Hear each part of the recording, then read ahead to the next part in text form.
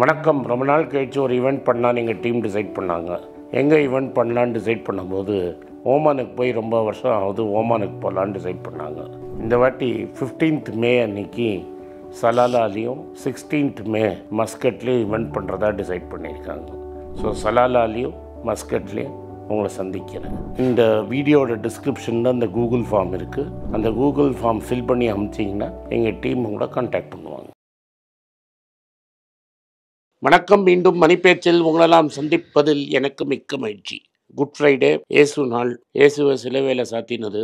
நம்ம உலகத்தில் மன்னிக்க முடியாத வேலைகள்லாம் நம்ம செஞ்சுருக்கணும். ஒரு மனுஷன் இன்னொரு மனுஷனுக்கு என்னெல்லாம் செய்ய முடியுங்கிறதுக்கு குட் ஃப்ரைடே ஒரு எக்ஸாம்பிள். அதுவும் ஒரு லீகலாக பண்ணது. ஒரு ரோமன் ஜட்ஜ் சென்டென்ஸ் பண்ணி தான் அவரை சிலுவையில் அடித்தாங்க. அதனால் நம்மளை சுற்றி நடந்தது மாதிரி பல வருஷங்கள் நடந்திருக்குது, பல இன்சிடென்ட்ஸ் நடந்திருக்கு. நம்ம ஒரு மனுஷனை ஒழுங்காக நடத்தணும்னு இன்றைக்காவது நம்ம புரிஞ்சுப்போம். எனிவே அது போயிடுச்சு. விஷ்ணு வந்திருக்கிறாரு. இன்றைக்கி லீவு. உங்கள் கேள்விக்கு பதில். வணக்கம் நேர்களே, நிறைய கமெண்ட்ஸ் போட்டிருக்கீங்க. உங்கள் கமெண்ட்ஸ் எல்லாம் எடுத்துகிட்டு ஆனந்த் சார்ட்ட கேள்வி கேட்க வந்தாச்சு. உங்களுடைய கமெண்ட்ஸை கேட்டு அதுக்கான பதில் வாங்கலாம். வணக்கம் சார். வணக்கம் சார், கமெண்ட்ஸ்குள்ளே போகிறதுக்கு முன்னாடி, சரி இனிமேல் சண்டை போட வேண்டாம், நாங்கள் பேச்சுவார்த்தைக்கு ரெடி அப்படின்னு சீனா சொல்லியிருக்காங்க. நான் ஒன்று சொல்லட்டுமா? இந்த பிஷன் சிங் பேடின்னு ஒரு தரம் தான், இராப் அலி பிரசன்னான்னு ஒரு தரம் தான். அது இவங்கெல்லாம் போடுறது ஸ்பின்னு கிடையாது. அவங்க தான் ஸ்பின் போடுவோம். அப்படியே பாலை நூலில் தொங்க விட்டு அப்படியே இழுப்பான். நான் டேவிட் கார்ட்ட பேசியிருக்கேன், தி கிரேட் இங்கிலீஷ் லெஃப்ட் ஹேண்டர். அவன் என்ன சொல்லுவான்னா, அந்த பேடி பால் போட்டான்னா பால் எங்கே பிச்சாடுதுன்னே தெரியாதும்மா.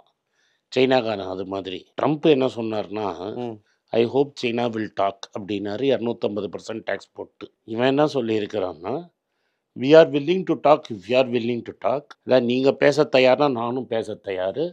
ஒரு லோ லெவல் ஆஃபீஸில் பேசுவாங்க. இந்த மார்க்கெட்டில் இருக்கிறவங்கள்லாம் என்னென்னா, எதையாவது பிடிச்சின்னு தொங்கணும், ஏதாவது ஒரு பாசிட்டிவ் நியூஸ் வராதா அப்படின்னு பிடிச்சி தொங்கி மார்க்கெட்டை தூக்கியிருக்கீங்க. நீங்கள் டேட்டா நான் ஒன்றும் பார்க்கல, ஏன்னா அது தேர்ஸ்டே ரெக்கார்ட் பண்ணிட்டோம். நிறைய எஃப்ஐஐ ஷார்ட் கவரிங் ஆகிருக்கும். வச்சிருக்கேன் அந்த கேள்வி. எஃப்ஐஐ ஷார்ட் கவரிங் ஆகிருக்கு. எஃப்ஐஐஸ் வந்திருக்காங்க 3 நாளாக, திடீர்னு ஒரு 6000 கோடி. 3 நாள்லாம் இல்லை, ஷார்ட் கவரிங் ஆகிருக்கும். இது ஒரு ஷார்ட் கவரிங் ரேலி. இந்த ஆடை பலி கூப்பிட்டு போவாங்கல்ல, அது மாதிரி தான் இது. ரைட்டா? ட்ரம்ப் இருக்கார், டேரிஃப் த்ரெட்டு இருக்குது. இல்லை சார், எனக்கே இந்த கேள்வி வந்தது அப்படின்னா, அவர் இன்னும் ஃபார்மாவை தொடவே இல்லை. நாங்கள்லாம் இன்னும் பெருசாக ஃபார்மாக்குள்ளே இறங்கவே இல்லை. ஐயையோ, ஒரு வாய்ப்பு வரும்னு நினச்சிட்டு இருந்தோம். அந்த ஃபார்மா மேலே ஒரு டேரிஃப் அப்படின்னு போட்டால் டப்பு ஃபார்மா ஸ்டாக்ஸ் எல்லாம் விழும், உள்ளே இறங்கலாம் அப்படின்னு நினச்சிட்டு இருந்தோம். இப்போ பார்த்தா இவங்க 2 பேரும் சமரசமாக கை குலுக்கிட்டு போயிட்டாங்கன்னு. எங்கே சமரஸ் பேசவே ஆரம்பிக்கலை. அதுக்குள்ளே நீங்கள் சைனாவோட இப்போ கம்யூனிஸ்ட் பார்ட்டி பார்த்துருக்கீங்கன்னா, நம்ம ஊரில் ஒரு கம்யூனிஸ்ட் பார்ட்டி இருக்குது. அவங்கெல்லாம் எப்படின்னா, 1947 ஏன் இந்தியா இண்டிபெண்டன்ஸ் வாங்கிட்டுன்னு இன்னும் ஹிஸ்டாரிக்கல் ஃபேக்ட்ஸை ரிசர்ச் பண்ணிட்டு இருக்காங்க. அதனால் சைனாக்காரன் ஹி வில் மேக் யூ கோன்னு ஒரு கேம் இருக்குது. செஸ்ஸோட மோர் காம்ப்ளிகேட்டட் வெர்ஷன். ரைட்டா? It will make you go in circles. அதனால் நீங்கள் சுற்றி சுற்றி வருவீங்க. அவன் அமெரிக்காவுக்கு ஒன்றும் கொடுக்க மாட்டான். அதனால் இந்த 90 days ட்ரம்ப்பாக தோல்வியை ஏற்றுக்கிட்டு பின்னாடி ஓடிட்டார்னா விஷயம் வேறு. இல்லை ட்ரம்ப் நான் டேரிஃபு திரும்பி ஆரம்பித்தார்னா ப்ராப்ளம் இருக்குது. நேற்று ஜெரோம் பால் கிளியராக சொல்லிட்டாரு, இன்ஃப்ளேஷன் வேறு மாதிரி தெரியல, இன்ட்ரெஸ்ட் ரேட் கட் பண்ணலன்ட்டாரு. அவர் பயப்படுற மாதிரி பேசுகிறாரு சார். நாங்கள் இந்த அளவுக்கெல்லாம் ஆகும் நான் எதிர்பார்க்கவே இல்லை. அது யார் தான் எதிர்பார்த்தாங்க? ட்ரம்ப் டேரிஃப் சார் நான் எதிர்பார்க்கல. ஓகே சார், ஒரு காமன் மேன் எதிர்பார்க்கல. ஓகே, ஒரு வெல் நோன் எக்கனாமிஸ்ட் எதிர்பார்க்கல. ஓகே, அவர் ஃபெட்டோட சேர்மன் இல்லை சார். அவருக்கு என்ன சொன்னா, நான் 250% டேரிஃப் போடுவேன்னு. நீங்கள் இந்த மார்க்கெட் எப்போ இந்த ஜம்ப் ஜஸ்டிஃபைட்னா, சைனா பேச வந்துட்டான், tariffs for China also suspended for 90 daysனா, நீ ஏதாவது பேச்சு இந்த டான்ஸ் எல்லாம் மார்க்கெட் ஆடின டான்ஸுக்கு மீனிங் இருக்குது. Tariff is still there. Tariff suspend ஆகல. இப்போ ட்ரம்ப்பு ஈஸ்டர் கொண்டாட போயிடுவார். ரைட்டா? அதுக்கப்புறம் தான் பேச்சுவார்த்தையே யோசிப்பாங்க. அப்போல்லாம் டேரிஃப் இருக்குல்ல, இப்போ ட்ரேட் நின்று போயிடுச்சுல்ல. நாளைக்கு ஒன்றும் கப்பல்லேன்னு குடிச்சு சைனா ஏற்றி அனுப்பல. அவங்க தான் இன்ஸ்டாகிராமில் பார்த்தா இப்போ சைனீஸ் வீடியோவாக இருக்குது சார்.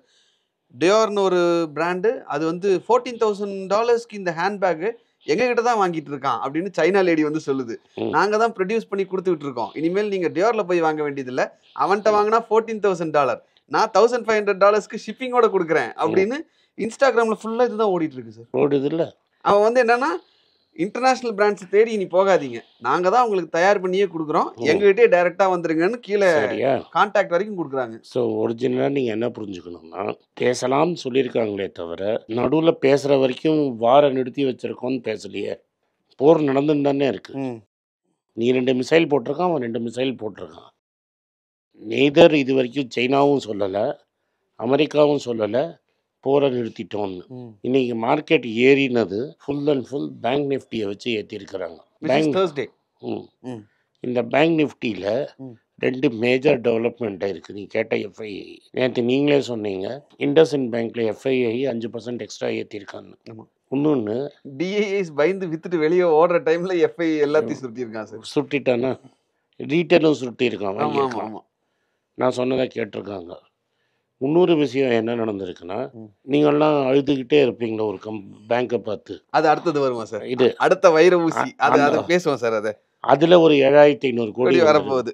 அதுதான் உன்னோட எஃப்ஐஐ மேஜிக் சார். அது அடுத்த வைர ஊசியா உடனே மாறிடுமோன்னு எங்களுக்கு இப்பவே பயம் வந்துருச்சு. ஓகே, இன்னும் 2 பேரும் இப்பதான் பேச்சுவார்த்தைங்கிற லெவலுக்கே யோசிச்சுட்டு இருக்காங்க அப்படின்னா, பேசலாமா அப்படின்னு யோசிக்கிறாங்க அப்படின்னா, பார்த்துட்டு இருக்கிறவங்களுக்கு ஒரு இன்டர்பிரிட்டேஷன் என்ன எடுத்துக்கலாம், ஃபார்மா ஸ்டாக்ஸ் ஸ்டில் வெயிட். கரெக்டா சார்? அப்படி இல்லை, நான் எப்போதும் சொல்கிற மாதிரி தான். இன்றைக்கும் நீங்கள் டிஃபன் காஃபி ரேஞ்சில் வாங்கினீங்கன்னா ப்ராப்ளமே கிடையாது. நான் ஒரு ஷேர் டிஃபன் காஃபிங்கிறது இன்னைக்கு சரவண பவனில் நீங்கள் டிஃபன் காஃபி சாப்பிட்றதுல என்ன ப்ராப்ளம் இல்லை? அண்டர்ஸ்டுட். ஆனால் ஃபார்மா இவங்க அவர் ட்ரம்ப் வந்து ஃபார்மா மேலே டேரிஃப் போட்டாருன்னா பெருசாக விழும் sir. We can expect that. That's how much can it fall? 50% விழும் மேக்ஸிமம். எவ்வளோ சார்? மேக்ஸிமம் 50% விழும். 50 சார் மேக்ஸிமம். கும்பிடு போட்டு வாங்கிப்போம் sir. So it need not happen. Need not happen. So you have to keep tossing it up. Tossing it அப்னா ஹாக்கியில் ஆடினே இருக்கணும். பெருசாக வந்துச்சுன்னா அன்றைக்கி 10 ஹாக்கி ஆடலாம், 10 கோல் அடிக்கலாம். கடைக்கிலையா அடித்த 3 கோல் வரைக்கும் லாபம். நேற்று நீங்கள் ஜைடஸ் லைஃப் சயின்சஸ் வாங்கியிருந்தீங்கன்னா 7% விழுந்து 7% உங்களுக்கு லாபம். நான் சொன்னபோது இண்டஸ்ட்ரியில் ஹாக்கியை தூக்கியிருந்தீங்கன்னா இன்னைக்கு எவ்வளோ லாபம்? மோர் தென் 23%. 23%.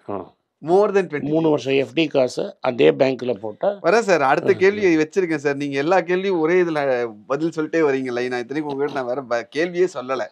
ஓகே, ஸோ ஃபார்மாவில் இன்னும் வாய்ப்பு வர்றதுக்கு வாய்ப்பு இருக்குது அப்படின்னு புரிஞ்சுக்கிறேன் சார் நான்.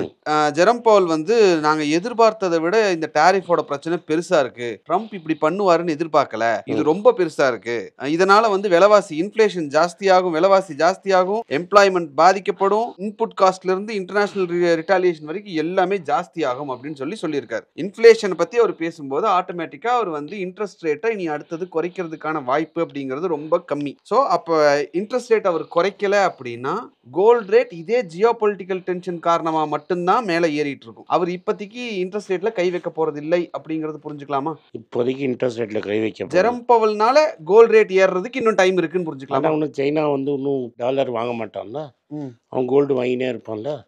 அவன் 2 வருஷம் ஜியோ பொலிட்டிக்கல் டென்ஷன் அது இன்னும் முடியலையே. அந்த அதர் சைடு வந்து Jerome Powell interest rate geopolitical tension எதனால வந்தது? இதனால வரல, ரஷ்யாவோட பணத்தை நீ முடக்கி இருக்க ஜோ பைடன், அதனால தான் வந்தது. அந்த பணம் இப்போ முடக்கினது போயிடுச்சா? திரும்பி கொடுத்துட்டாங்களா? அப்புறம் சும்மா குதிக்காத boss. All in place, don't worry sir. சப் சங்காசி அப்படின்னா sir all is well in Punjabi. Okay sir, உங்ககிட்ட இருந்து நாங்கள் தெரிஞ்சுக்க வேண்டியது இன்னும் வாய்ப்பு இருக்கா அப்படிங்கிறத மட்டும்தான் பார்க்கக்கூடிய மக்கள் எதிர்பார்க்குறாங்க. அதனால நான் வந்து ஃபார்மாக்கு கேட்டேன், கோல்டுக்கு கேட்டேன். 100-200 ரூபா குறையலாம், 300 ரூபா குறையலாம், but that's not much in gold. Gold காலகாலமாக பார்க்குறோம் சார், ஏறிட்டே தான் இருக்கு. ஆமாம், ஏதோ ஒரு நாள் 2 நாள் 300 ரூபா குறையலாம். பட் நானே இன்னைக்கு என்ன எதிர்பார்க்குறேன்னா, தங்கம் ரேலி டு நைட்டுன்னு நான் தான் எதிர்பார்க்குறேன். ஸோ இந்த 3.6ங்கிறது இயர் எண்ட் டார்கெட்டாக வச்சுருக்கோம். நான் சொன்னது 18 மாதத்தில் 8,500, இன்னைக்கு 8,920.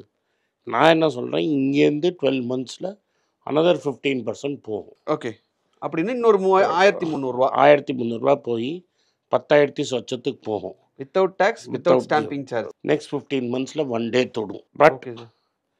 அந்த 15 to 18 மந்த்ஸுங்கிறது 3 மாதத்தில் வருதா 18th மந்தில் வருதான்லாம் சொல்ல முடியாது. அண்ட் தி ரோட் ஃப்ரம் 8,920லேருந்து 10,000ங்கிறது ஒரேடியாக அப்படியே போகாது. It can also go through 8,584. ஏறி இறங்கும். அது நான் உடனே 84 ஆகிடுச்சு, நான் ஐசியூவில் படுத்துட்ருக்கேன்னா வாங்காது. Okay sir.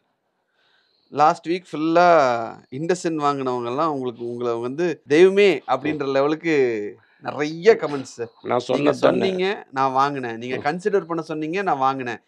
ஆனால் இதே மாதிரியான கமெண்ட்ஸ் அதுக்கு முந்தின 2 வாரத்துக்கு முன்னாடி என்ன வந்தது, இண்டஸ்இன் வாங்கணும் கீழே விழுந்துருச்சு அப்படின்னு. அப்போ நீங்கள் என்ன சொன்னீங்க, விழுந்தா கன்சிடர் பண்றதுக்கு வாய்ப்பு, மிஸ் பண்ணிடாதீங்கன்னு அப்பயும் நீங்க ஸ்ட்ராங்கா சொன்னீங்க. 600 அரௌண்ட் வந்தது, அப்பயும் நீங்க வந்து ஸ்ட்ராங்கா சொன்னீங்க இது வந்து கன்சிடர் பண்றதுக்கான இது. இன்ஃபேக்ட் நேத்து வீடியோ முந்தா நேத்து வீடியோலயோ ஜென்சாலுக்கும் இதுக்கும் என்ன வித்தியாசம், எக்ஸாக்ட்லி ஜென்சால் நம்ம பேசுவோம் சார். ஸோ இண்டஸ்இன் பேங்க் வாங்கினவங்கலாம் உங்களுக்கு தேங்க்ஸ் சொல்லியிருக்காங்க, நிறைய கமெண்ட்ல தேங்க்ஸ் சொல்லியிருக்காங்க. அதுல ஒரு சிலர் இந்த வீடியோ பார்த்து ஒரு பேசிக் அண்டர்ஸ்டாண்டிங், ஒரு சின்ன அண்டர்ஸ்டாண்டிங் இல்லாதவங்களா இருக்காங்களோன்னு ஒரு ஒரு சந்தேகம் அந்த கமெண்ட்டை பார்க்கும்போது. நீங்களாம் 600-700 ரூபாய்க்கு வாங்கிட்டீங்க, இன்னைக்கு லாபத்தில் இருக்கீங்க, ஓகே. அப்போ 1300 ரூபாய்க்கு வாங்கினவங்களோட கதியெல்லாம் என்ன அப்படின்னு ஒருத்தர் கமெண்ட்ல போட்டிருந்தார். 1300லேருந்து நீ கண்டினியூஸாக விழ வாங்கியிருக்கணும். Even then you are safe. ஆனால் அவங்க 600-700 வரும்போது பயந்துட்டாங்க. ரைட்டா? So that is your problem. பாதி கிணறு தாண்டி திரும்பி போக முடியாது இதில். பட் உங்களுக்கும் நான் சொல்கிறேன், உங்கள் காலமும் வரும், 1500க்கும் போகும், அன்றைக்கி ஓடி போகும். ஒழுங்காக எக்ஸிட் ஆகிட்டு இனிமேல் இந்த பேங்க் பக்கமே வராதிங்க. 1500ம் போகும், ஓகே, என்றைக்கா ஒரு நாளைக்கு போகும் அடுத்த 2 வருஷத்தில். அப்போது இந்த பேங்க் பக்கமே வராதிங்க சார். 2 வருஷங்கிறது ஷார்ட் டேர்ம், அப்போ லாங் டேர்முக்கு ஒரு இது சொல்லுங்கள். அது எதுக்கு இப்போ பாஸ்? ரொம்ப சிம்பிள் பாஸ், யோசிக்காமல் அப்படியே விட்டுறது ஓகேவா? ஆமாம், ஏன்னா ஒரு எவ்வளோ பிஇன்னு பாருங்கள் பாஸ். தட் அந்த பிஇ மைனஸ் டிவிடெண்ட் வந்து புக் வேல்யூ ஏறும் பாஸ். இப்போ அது 0.8 டைம்ஸ் புக் இருக்குப்பா, இது 2 டைம்ஸ் புக்கு ஆகும். கரெக்ட். 0.8 டைம்ஸ் இருக்கு. இப்போ 0.8 டைம்ஸ் புக்கு நேற்று பார்த்தேன். அப்புறம் book value is 1000. Book value goes up by 15% every year. So it becomes 1050. That's 2 times of a book. 2 times book will be 2000. 5 years கூட என்ன புக் வேல்யூன்னு பார்த்துக்கோங்க, அதுக்கு 2 times புக் போட்டுக்கோங்க. That is book value I expect to go by 15 rupees every year minimum. So it is round about 1000 rupees now. You calculate how much for 3, 4 years, 5 years. Best case, worst case. Multiply by 1.5 or 2, that's your. Okay. So that 1300 is far lesser than that figure. Answer வந்துடுச்சா உங்களுக்கு? Okay sir, right. அடுத்தது வந்து மணப்புரம் வைர ஊசின்னு சொன்னீங்க, இப்போ வாங்கலாம் அப்படின்னு சொல்றீங்க அப்படின்னு ஒருத்தர் கேட்டிருக்காரு. அதான் இதான் ப்ராப்ளம், புரிதல் ரொம்ப கம்மி. அதோட அண்டர்ஸ்டாண்டிங்க்கு அடுத்த கேள்வி சேர்த்தே கேட்டுறேன். மணப்புரமும் முத்தூட் ஃபினான்ஸும் தான் ஆர்பிஐ சொல்லியிருக்கக்கூடிய அந்த கோல்ட் லோனை கரெக்டாக பண்ண வரதுக்கு வாய்ப்பு இருக்கு அப்படின்னு ஃபிட்ச் சொல்லியிருக்காங்க. ஃபிட்ச் ரேட்டிங்கே சொல்லியிருக்கிறான், அவனால தான் அதை கரெக்டாக பண்ண முடியும். இது ரெண்டும் நம்ம பட்டாஸ் லிஸ்ட்ல இருக்கு. பட்டாஸ் லிஸ்ட்ல இருக்கு. இந்த ரெண்டு தான் ஆக்சுவலி பட்டாஸ் லிஸ்ட்ல இருக்கு. 225 ரூபாய்க்கிட்ட நீங்கள் கன்சிடர் பண்ணீங்கன்னா 236 ரூபாயில் டெஃபினட் எக்ஸிட் இருக்கு. ஏன்னா that company has to buy a 236 Bain Capital. So அப்போ நீங்கள் டெண்டர் பண்ணிங்கன்னா உங்களுக்கு கிடைக்கிறதுக்கு வாய்ப்பு இருக்குது. ஸோ 225 ரூபா போட்டால் 10 ரூபா கன்ஃபார்ம்டு ப்ராஃபிட் இருக்குதுன்னு சொன்னேன். அதுதான் நீங்கள் வந்து கன்சிடர் பண்ணுங்கன்னு சொன்னேன். அண்ட் வைர ஊசின்னு சொல்கிறச்ச பெயின் கேபிட்டல் இல்லை, இப்போ பெயின் கேபிட்டல் இருக்கான். பெயின் கேபிட்டல் ஃப்ரெஷ் கேபிட்டலும் போட்டிருக்கான். ஸோ கம்பெனி வில் பி இன்னும் ப்ரொஃபஷனலாக ரன் பண்ணுவாங்க, இன்னும் பிரான்ச்சஸ் திறக்கும். நீங்கள் ஒரு 5 வருஷம் பொறுமையாக இருந்தீங்கன்னா புக் வேல்யூவே இப்படியே கேல்குலேட் பண்ணிங்கன்னா புக் வேல்யூ எங்கே போகும்னு பார்த்துக்கோங்க. அதை 2ஆல் மல்டிப்ளை பண்ணிங்கன்னா உங்களுக்கு ஒரு ஐடியா கிடைக்கும். Okay sir. அடுத்தது ஒரு கமெண்ட் வந்து, ஏர்னா ஒன்று சொல்கிறீங்க, இறங்குனா இன்னொன்று சொல்கிறீங்க. டிஃபன் காஃபின்னு சொல்லிட்டு இப்போ ஹாக்கி எடுன்னு சொல்கிறீங்க, எங்களுக்கு புரியல. ஹாக்கியும் ஒன்று தான், டிஃபன் காஃபியும் ஒன்று தான். இல்லை சார், நீங்கள் அந்த எக்ஸாம்பிள் சொன்னீங்கல்ல, டிஃபன் தானே வாங்குங்க, ஹாக்கி என்னைக்கு ஒரு வாய்ப்பு வரும் பாஸ். டிஃபன் காஃபியில் சாப்பிட்றதுக்கு அந்த ஸ்டாக்கில் ஹாக்கி, அந்த ஸ்டாக்கில் வாய்ப்பு இருக்குதுன்னு சொல்கிறதுக்கு தான் ஹாக்கிங்கிறது. அந்த பர்டிகுலர் ஸ்டாக்கு டிஃபன் காஃபி ரேஞ்சுக்கு வந்துருச்சு, ஹாக்கி எடுன்னு சொன்னாங்க. Okay sir, fine. அவங்க அதுதான் சந்தேகம் கேட்குறாங்க. ஜைடஸ் லைஃப் சயின்சஸ் வந்து 860 ரூபாயிலிருந்து 820 ரூபா வரைக்கும் குறைஞ்ச இடத்துல ஒவ்வொரு 10 ரூபா குறையும் போது நான் ஒரு ஸ்டாக் வாங்கியிருக்கேன். இது நல்ல ஸ்ட்ராட்டஜியா வெரி அப்படின்னு குட் கேட்டிருக்காரு. ஸ்ட்ராட்டஜி. அதுதானே சார் டிஃபன் காஃபி அதே ஸ்ட்ராட்டஜி. தான் டிஃபன் காஃபி ஸ்ட்ராட்டஜி. இவ்வளவு நாள் அந்த வீடியோ பாக்குறாங்க, அவங்க அதை தான் பண்றாங்க. ஆனா அதுதான் டிஃபன் காஃபி ஸ்ட்ராட்டஜி. இதுதான் tiffin coffee. So tiffin coffee ஸ்ட்ராட்டஜிக்கு இது ஒரு best example. Yeah. Okay sir. ITC hotels dividend வந்திருக்குமே, அதை பற்றி ஏன் சைலண்ட்டாக இருக்கீங்க? காசை மட்டும் வாங்குறதுக்கு வந்துடுவீங்க சார். ஐடிசினா டிவிடெண்ட் சார். அதில் ஐடிசி இல்லை, ஐடிசி ஹோட்டல்லையே டிவிடெண்ட் வந்திருக்கு. பொட்டியில் காசை வாங்கி போட்டுக்கிட்டு சும்மா இருக்கிறது தான் நம்ம பழக்கமா? சரி சார், அப்போ இப்படி கேட்குறேன் சார். டிவிடெண்ட் வந்திருக்கு, அந்த டிவிடெண்ட்டை வச்சு நீங்கள் சொன்ன மாதிரி ஐடிசி ஹோட்டல்ஸே வாங்கலாம், ஐடிசி வாங்கலாம். I still prefer ITC. Still prefer ITC. Okay sir. Why is it so? சரி, ஐடிசி ஹோட்டலோட ஐடிசி ஸ்டாக்குக்கு better valuation. And anyway, when I buy ITC, I also get a stake in ITC hotel. So ஒரே கல்ல ரெண்டு மாங்க. நல்ல பங்குன்னு தெரிஞ்சதுக்கு அப்புறம் ரிஸ்க் எடுக்க தயார் அப்படின்னா கையில் இருக்கக்கூடிய பணத்தில் எவ்வளோ பர்சன்டேஜை நான் அந்த ஒரு குறிப்பிட்ட பங்கில் போடட்டும்? நான் 10,000 ரூபா கால்குலேஷனுக்கே வந்துடும் சார். நான் என்ன சொல்கிறேன், நீ ஒரு 10,000 ரூபா ஸ்டாக்கை போடு, அது 5,000 ரூபாய்க்கு வரட்டும். அப்போ நீ வந்து ப்ரெஷரே இல்லாமல் இன்னொரு 10,000 ரூபா போட ரெடியாக இருக்கியான்னு எக்ஸ்பிரிமெண்ட் பண்ணி பாருங்க. அதுக்கப்புறம் கையில் இருக்கிற பணத்தை பேசுங்க. Okay sir. ஒரு ஸ்டாக்கில் 10,000 ரூபா போடு, அது 5,000 ரூபாயில் பாரு, அன்னைக்கு இன்னொரு 10,000 ரூபா வாங்கிறதுக்கு ரெடியாக இருக்கியான்னு பாரு. Super. Then you are ready for this question. இல்லாட்டா இந்த கொஸ்டினே கேட்காது. Super sir. IDFC, Warburg பிங்கஸ், Abu Dhabi investment authority 7,500 கோடி ரூபா போட போகிறாங்க. இதுதான் வேஸ்ட் பேங்க் ஆச்சுப்பா சார். இது என்ன சார், அடுத்தது வைர ஊசி ஆகிடும் போல் இருக்கு. ஆல்ரெடி 24 டைம்ஸ் ஆகும். மெதுவாக இன்னும் லாங் வேட்டுக்கும். அடுத்த ஐசிஐசிஐ பேங்க் இதுதான். அடுத்த ஐசிஐசிஐ 10-15 வருஷம் ஆகும். பட் இந்த 7,500 கோடி பேங்கை நெக்ஸ்ட் லெவலுக்கு எடுத்துட்டு போறதுக்கு அப்படிங்கிற 7,500 crores டெபாசிட் அவன் இயர்லி 30,000 கோடி எக்ஸ்ட்ரா வாங்கலாம் சார். அது யார் போடுறாங்கன்றது எவ்வளவு முக்கியமான விஷயம். அது வான்பர்க் பிங்கஸ் தான். அவனை வந்து வைத்தியோட கதை தெரியும்னா உங்களுக்கு வான்பர்க் பிங்கஸுக்கும் வைத்திக்கும் என்ன ரிலேஷன்ஷிப்னு புரியும். வைத்திய மேலே வான்பர்க் போடுறது இல்லை என்ன சார் டவுட்டு? ஷார்ட்டாக அதை சொல்ல முடியுமா சார், நாங்களும் தெரிஞ்சுக்கிறதுக்கு? வைத்தி வந்து ஐசிஐசியில் இருந்தான். அதுக்கு he was running credit cards. அவன் பாயா பிறந்துட்டான், அதனால சார்லிஸ் ஏஞ்சல்ஸில் இல்லை. சார்லிஸ் ஏஞ்சல்ஸ் ஒரு சீரியல் வரும். அங்கே அந்த சார்லிக்கு அசிஸ்டண்ட்டெல்லாம் ஏஞ்சலாக இருப்பாங்க. நம்ம காமத் சாரும் அது மாதிரி தான். Okay sir. சார் இவர் இப்போ ஆப்ரேஷன்லாம் பண்ண முடியாது, அதனால் அவர் வந்து வெளில வந்துட்டார். வெளில வந்து பேங்க்கு ரன் பண்ணணும்னு ஆசை. பேங்க்கை ரன் பண்ணுறதுக்குலாம் அதுக்கு முன்னாடி சிட்டி பேங்க்கில் இருந்தார். அதுக்கெல்லாம் ஒன்றும் வாய்ப்பு இல்லைன்னு ஒன்று அவர் என்ன பண்ணார், ஒரு கம்பெனி அந்த பியானியோட சேர்ந்து ஃபியூச்சர் கேபிட்டல்னு ஒரு கம்பெனி ஆரம்பித்தார். பியானி தான் நம்மளுக்கு தெரியுமே, அவரே கடன் வாங்குகிற கம்பெனி. அவர் எங்கேருந்து ஃபியூச்சர் கேபிட்டலில் காசு போட போகிறாரு. ஸோ அந்த கம்பெனி தத்தளிச்சிருச்சு. அப்போ ஒரு வாட்டி ஃப்ளைட்டில் போகிறச்ச வான்பர்க் பிங்கஸ் ஆள் பக்கத்தில் உட்காந்துருந்தான். அவரோட பிஸ்னஸ் ஐடியா சொல்லியிருக்காங்க. அவங்க கீழே வந்து ஃபர்ஸ்ட் கேபிட்டல் அது ஒரு என்பிஎஃப்சி பேர், அதை வந்து ஆரம்பிக்கிறதுக்கு பணம் கொடுத்தாங்க. அது ரொம்ப சக்ஸஸ்ஃபுல் ஆகிடுச்சு. I think if I am not wrong, Vaithi IIMA, Raghuram ராஜனும் ஐஏஎம்ஏ. ரகுராம் ராஜன் ஐடிஎஃப்சி பேங்க்குக்கு லைசன்ஸ் கொடுக்குறாரு. அந்த ஐடிஎஃப்சி பேங்க்கு ஒழுங்காக தீபக் லாலால் நடத்த முடியல. தீபக் லால்னு ஒரு ஆள். ஸோ அதை பெருசாக்கிறதுக்கு ஒரு வைத்திக்கு ஒரு லைசன்ஸ் வேணும். ஸோ இது ரெண்டத்தையும் மர்ஜ் பண்ணி ஐடிஎஃப்சி ஃபஸ்ட்டுன்னு ஒரு பேங்க் ஆகுது. அது பின்னாடி ஐடிஎஃப்சியோட மர்ஜ் ஆகுது. அன்றைக்கி ஆர்டினரியாக பிளெயினில் பார்த்தவனே காசு போட்டவன் ஒரு பேங்கிங் லைசன்ஸ் இருக்கிறச்சா காசு போட மாட்டானா?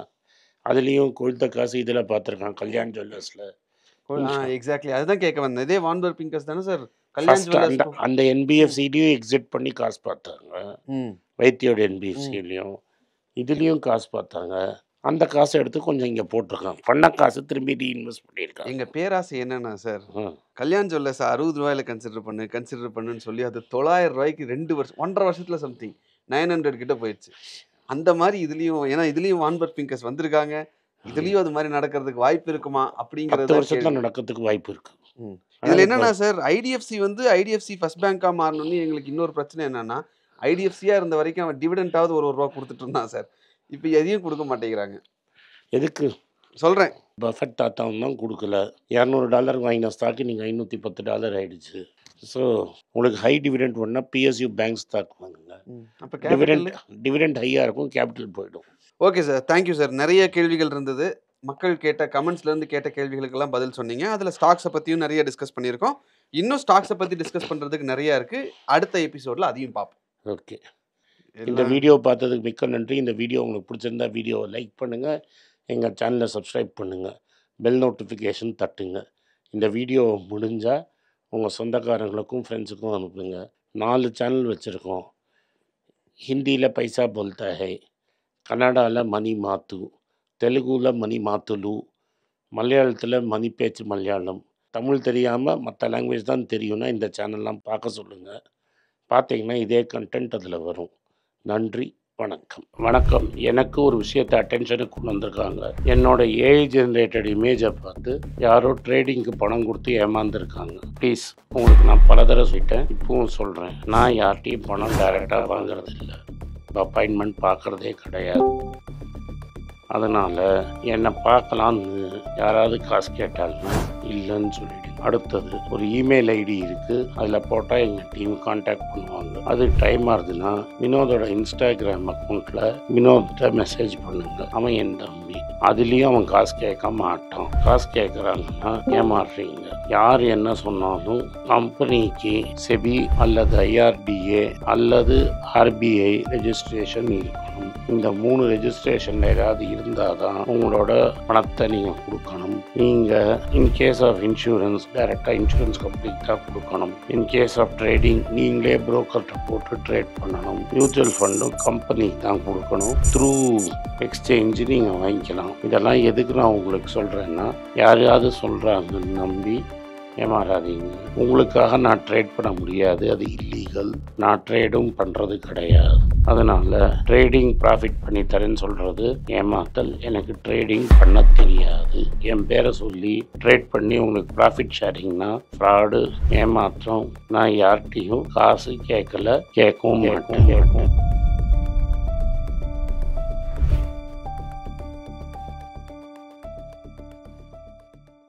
உங்கள் பேராதரவுக்கு மிக்க நன்றி. நான் டோட்டலாக 5 புஸ்தகங்கள் எழுதியிருக்கிறேன்.